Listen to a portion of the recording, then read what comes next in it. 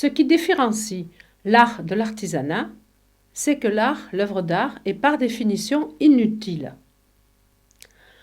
Une table, un meuble, un beau meuble construit par un ébéniste, certes, sera beau.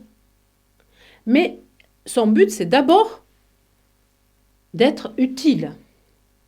Cyrano de Bergerac disait « c'est encore bien plus beau parce que c'est inutile ».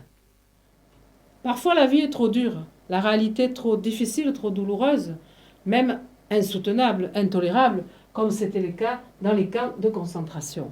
À ce moment-là, l'art, ici la musique, peut éventuellement servir de refuge. On va s'évader par l'art et un peu y oublier la réalité. C'est ce que vous vivez lorsque vous mettez vos écouteurs et que vous vivez toute votre journée en écoutant en même temps de la musique. C'est une façon de mieux supporter le réel extérieur.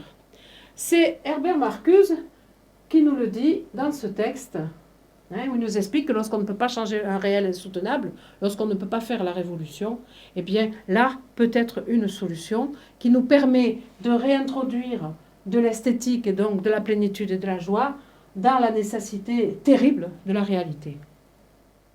L'art est plus particulièrement pour Aristote la tragédie grecque. Lorsque nous voyons sur scène des personnages vivre, mimer au fond, des émotions, des passions, eh bien nous, spectateurs, nous revivons de l'intérieur ces passions lorsque nous les partageons, lorsqu'elles sont les nôtres. Et ce faisant, nous nous en purgeons, nous les évacuons, nous nettoyons au fond l'âme. Vous trouvez cette idée dans ces deux textes d'Aristote, deux courts textes que je vous invite à lire. Un exemple le plus, je dirais, célèbre et parlant de cette tragédie grecque qui va nous permettre d'opérer la catharsis, c'est le personnage mythologique de Médée. Médée est un personnage terrible. Elle commence, lorsqu'elle est poursuivie par des ennemis, par découper son frère pour ralentir l'ennemi qui va devoir, parce qu'il respecte son frère, rassembler les morceaux pour l'enterrer. Ensuite, elle va persuader les filles d'un roi ennemi que si elles le découpent, si elles le font cuire, si elles le mangent, il va renaître dans une splendeur plus grande. Elles le font et hélas, il n'y a pas de renaissance. La troisième chose, c'est qu'elle a une rivale, que Jason, l'homme qu'elle aime, et avec qui elle a déjà 2 enfants, une maîtresse à laquelle elle va offrir une robe en signe de pardon, au fond, de réconciliation. Et cette robe, elle est magicienne Médée, cette robe va être une robe empoisonnée. Et le pire de tous ces horribles actes, c'est le dernier. Elle a donc 2 enfants avec Jason, et Jason l'a trahi. Et donc, pour faire souffrir Jason, elle va tuer ses 2 enfants. Et grâce à Médée, nous allons, nous, pouvoir exprimer plusieurs types de passions. Premier type de passion, la rivalité fraternelle. Je vous renvoie au cours sur l'inconscient. Votre petit frère, vous le haïssez inconsciemment, vous avez envie de le découper. Eh bien, en vivant la tragédie, en regardant sur scène Médée, vous allez pouvoir vous libérer de cette terrible passion, pulsion. Deuxième chose, l'ennemi. L'ennemi, on a envie de quelqu'un qui vous a vraiment fait du mal, vous voulez sa mort, vous voulez le découper en morceaux, vous voulez le cuire, oui, tout à fait. Donc là aussi. Troisième élément, la jalousie. La maîtresse de son mari, elle l'empoisonne, on sait combien la jalousie peut être un sentiment dévorant. Et vivre cette vengeance de Médée peut éventuellement, dit Aristote, vous faire du bien. Et quatrièmement, bien sûr, quelque chose de plus terrible et de plus profond et de plus inconscient, le désir de mort qu'un certain nombre de mères ont sur leur enfant, et y compris sur leur enfant in utero, peut aussi s'exprimer de cette façon. L'idée de catharsis va être reprise par Freud de nombreux siècles plus tard. Souvenez-vous et retournez vers votre cours sur l'inconscient. Nous avons dans l'inconscient la bagarre entre le surmoi et le ça. Le surmoi empêche le ça de se manifester de façon directe. À ce moment-là, il arrive à se manifester de façon détournée, à travers des codes, un cryptage. Et l'art est une bonne façon d'exprimer ses pulsions, puisque c'est une des formes de la sublimation. Retournez au cours. Lorsque l'artiste crée son œuvre, il exprime dans son œuvre des désirs inconscients insatisfaits. Et ce faisant, en créant son œuvre, en les exprimant, il s'en purge et il s'en libère. Il les vit d'une certaine façon, d'une façon symbolique, d'une façon détournée, mais ça lui permet de ne pas refouler et de ne pas les vivre de façon pathologique. Cette idée que l'art peut être un substitut à la satisfaction réelle de certaines pulsions, vous la trouvez dans ce texte de Freud.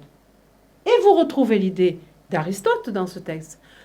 Cette catharsis ne s'opère pas seulement sur l'artiste qui va créer l'œuvre d'art, mais aussi sur le public de l'art, le spectateur, l'auditeur, qui va profiter de ces œuvres d'art et qui va de ce fait, lui aussi, revivre ses émotions, vivre ses pulsions et s'en libérer. Cette idée de catharsis, on la retrouve chez Freud, comme chez Aristote. Pour lui, celui qui va regarder une peinture, écouter une pièce, écouter une musique, le consommateur d'art, le public de l'artiste, va vivre grâce à cela ses pulsions et va arriver à s'en purger. Mais plus encore pour Freud, celui qui va vivre de façon symbolique ses instincts refoulés dans l'œuvre d'art, qui va les accomplir, les réaliser quasiment, c'est l'artiste. Vous trouvez cette idée dans le texte ici cité. L'artiste, comme le névropathe, s'est retiré de la réalité satisfaisante. Mais contrairement au névropathe, il va arriver à réaliser ses désirs à travers leur expression artistique. L'art chez l'homme, chez l'individu, ne correspond pas seulement à un besoin d'ordre psychologique. Il peut correspondre à un besoin d'ordre rationnel, voire à un besoin d'ordre spirituel. Retournez au cours sur le travail et au discours sur Hegel. On avait dit que la table n'était pas seulement de la matière, elle était surtout de l'esprit réalisé. Vous voyez votre idée à l'œuvre, concrétisée dans une table. Eh bien, pour Hegel, l'art, c'est exactement la même chose. C'est de l'esprit, quelque chose que vous avez à l'intérieur de vous, qui va se réaliser, se concrétiser dans le monde extérieur.